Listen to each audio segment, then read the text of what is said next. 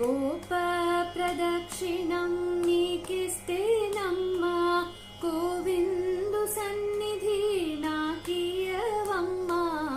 గోప ప్రదక్షిణం నీకిస్తేనమ్మా, గోవిందు సన్నిధి నాకియవమ్మా. ఒంటి ప్రదక్షిణం నీకిస్తేనమ్మా, వైకుంఠ సన్నిధి నాకియవమ్మా.